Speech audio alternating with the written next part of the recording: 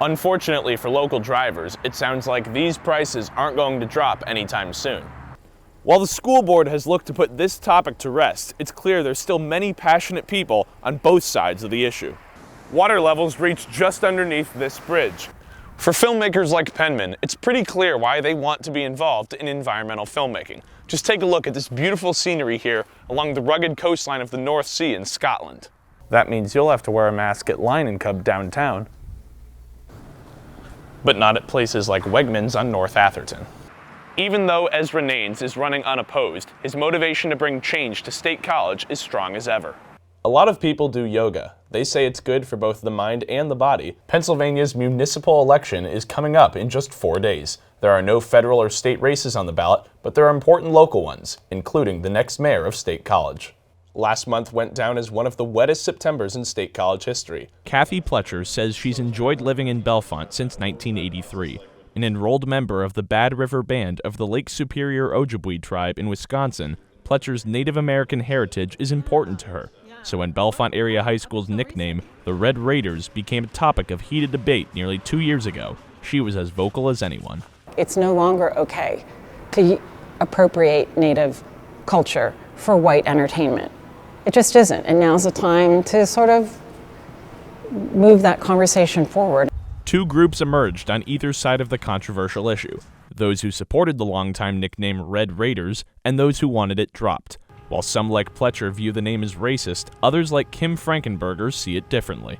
When they changed it to that, they did it to honor the people that had lived here, you know, whatever the Indians, whoever they were, of any nature.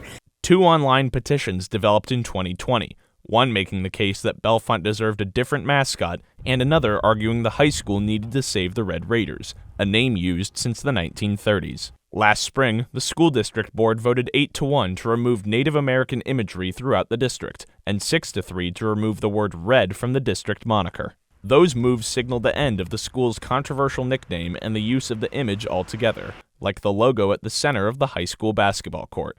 Residents like Frankenberger say they were shocked by the news. Well, it was heartbreaking. It's like, why all of a sudden are you going to take something away that has been, I think it's been around since 1930 something? So instead of the Red Raiders, the school's sports teams were to be known as the Raiders, and all traces of the old nickname were to be done away with. At least, that was the plan.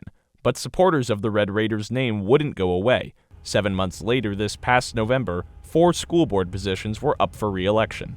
Candidates who were vocally supportive of the name Red Raiders, Andrea Royer, Jeff Steiner, Jack Bechtel, and John Gazar, swept the election. They ran on the platform of they were going to, get on the school board, and then they'd have the majority back, and they would bring back everything, and that's actually what they ended up doing. In January, what most Bellefonte residents suspected would happen with the change in leadership became a reality. The school board rescinded both motions, signaling the return of the Red Raider.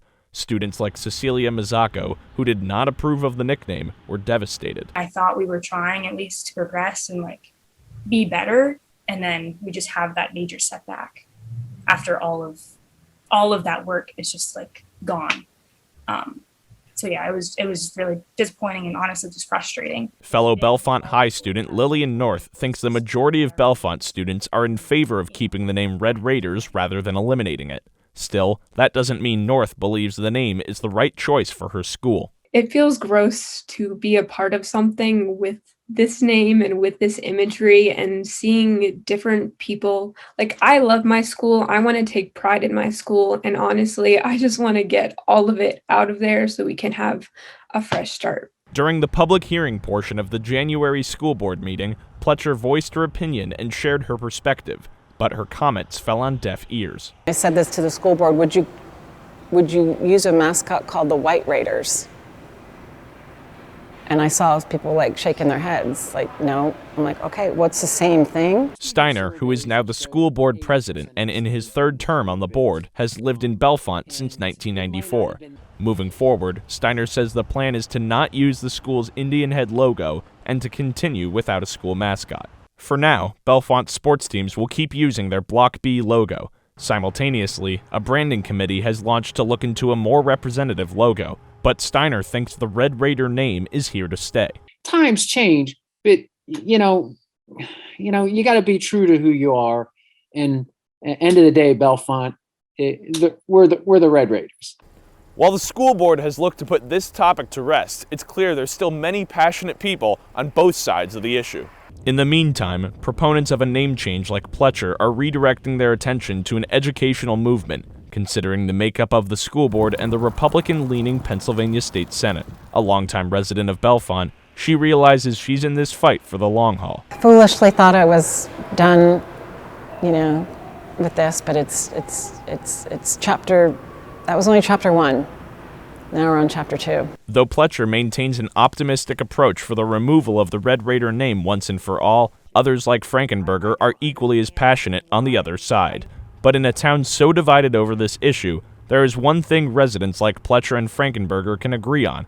They believe any action should come through a more democratic process. I'm hoping that they continue to involve the community and the students if they decide to make any kind of decision. In Bellefonte, I'm Andrew Destin for the Center County Report. Kevin Wright is a State College area truck driver. Going to the gas station is one part of the job he dreads.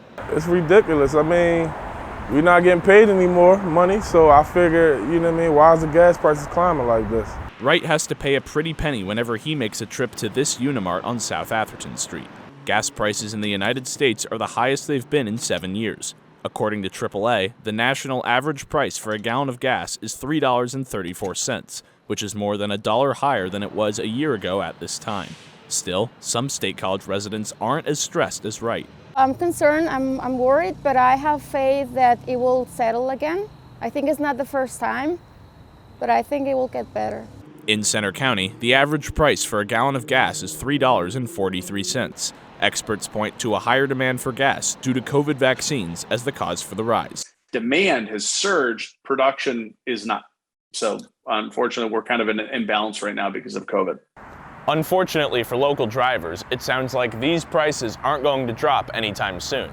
Instead, Dahan envisions this trend may continue. I really don't foresee broad relief in gas prices potentially until winter. For truck drivers like Wright, it seems that trips to the pump will continue to make a dent in their wallets. In State College, I'm Andrew Destin for the Center County Report.